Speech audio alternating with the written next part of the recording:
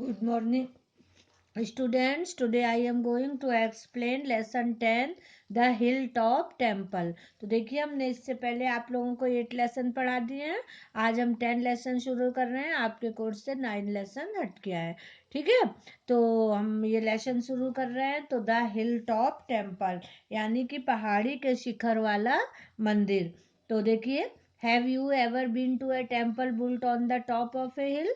How does it feel like being there? तो ये poet इसमें पूछ रहे हैं कि क्या आपने पहाड़ी के ऊपर बना मंदिर देखा है और आपको वहाँ कैसा अनुभव होता है। तो इसके पोएट हैं श्री अरबिंदो, और इन्होंने पहाड़ी के ऊपर जो मंदिर बना हुआ है उसके बारे में इस कविता में कहा गया है। तो जैसे हमारे यहाँ ये शारदा देवी मैया में पहाड़ी के ऊपर है, तो इसी तरह से ये पहाड़ी के ऊपर बने मंदिर पे व्याख्या वो कविता कर रहे हैं। तो चलिए हम लोग का कविता स्टार्ट करते हैं। After unnumbered steps of a hill stair I saw upon earth head brilliant with sun the immobile goddess in her house of stone in a loneliness of meditating air।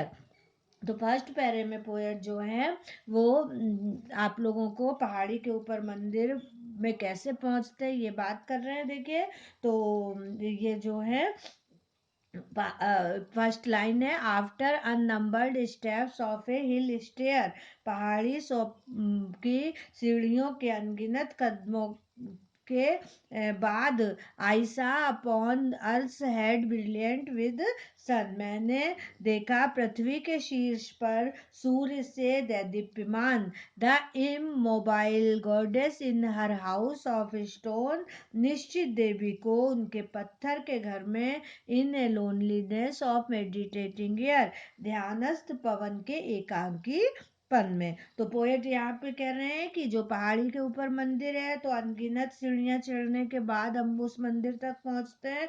वहाँ पे हमको सूर्य चमकता हुआ, जैसे ऐसे लगता है जैसे सिर के ऊपर सूर्य चमक रहा है, इस तरह से दिखता है। और वहाँ उस मंदिर में जो है, जो इमोबाइल गॉडेस हैं, स्थिर देवी हैं, पत्थर की देव मतलब एक जो चल नहीं सकती हैं, निश्चित देवी हैं और पत्थर के घर में हैं। और जो है वो उतने ऊपर एक जो एकांकीपन है, एकांतवास है ना। और वहाँ का जो वातावरण है वो आध्यात्मिक ऊंचाइयों तक पहुँचने के लिए प्रेरक लगता है।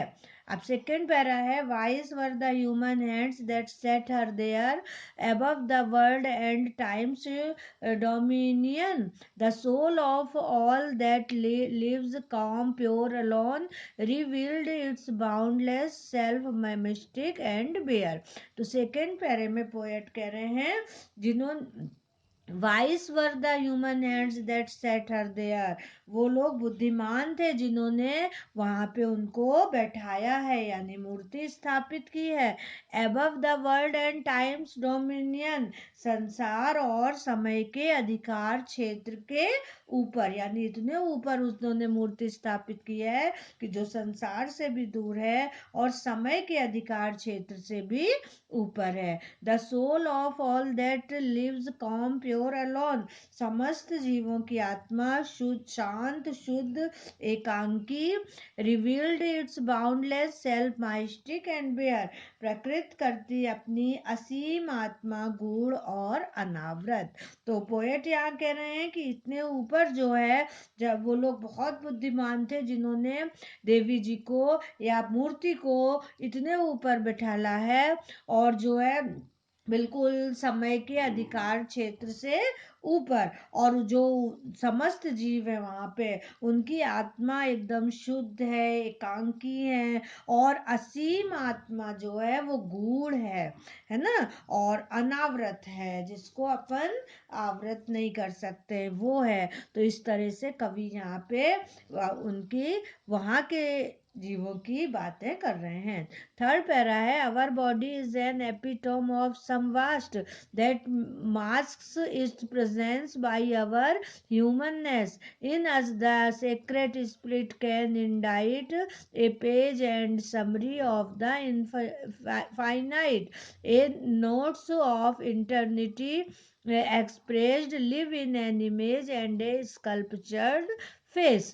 तो थर्ड पैरे में पोएट कह रहे हैं कि our body is an epitome of some vast, अपना शरीर सार है किसी विशाल का, that makes its presence by our humanness, जो छुपाती है अपनी उपस्थिति हमारी मानवता में। तो पोएट यहाँ पे अपने शरीर की बात कर रहे हैं कि ये जो है हमारा एक शरीर जो है वो सर्वव्यापक आत्मा से है ना। जो इतनी बड़ी कोई एक आत्मा है जो सर्वव्यापक है, वो हमारे शरीर का सार है।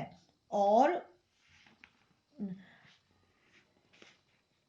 in us the sacred spirit can indite a page and summary of the infinite, तो हम में रच सकती है वह गुप्त जीवात्मा एक पृष्ठ और सारांश उस परिमेय का।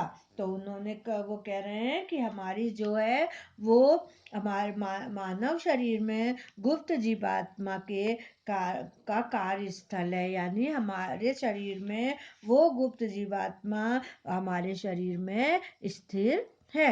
ए nodus of eternity expressed live in an image and sculpture face, एक उलझन अभिव्यक्त शाश्वतता की जीवंत एक प्रतिरूप और उत्कीर्ण आकृति, यानी कि जो हमारा शरीर है उसमें प्रतिष्ठापित है अनंत का स्फुरलिंग, और जो है सदाचारी है बुद्धिमान। इतने वो कवि यहाँ पे कह रहे हैं कि मानव शरीर में जो स्पिरिट है, गुप्त जीवात्मा है, वो उसका कार्य स्थल है और वो हमारे शरीर में स्थित है। तो यहाँ पे पोएट जो है वो हिल टॉप टेम्पल, पहाड़ी के ऊपर जो शिखर वाला मंदिर है उसके बारे में बात कर रहे हैं कि ये जो है वो इतना ऊपर है कि सीढ़ियाँ चढ़नी पड़ती हैं, और जिनका हृदय शुद्ध है वही उस ऊंचाई तक जाने का साहस कर पाते हैं। कवि को मंदिर का एकांत और वातावरण आध्यात्मिक ऊंचाइयों तक पहुंचने के लिए प्रेरक लगता है। ऐसे सांसारिकता से दूर उदात्त स्थान पर देवी की स्थापना उसे बुद्धिमानी पूर्ण कार्य लगता है।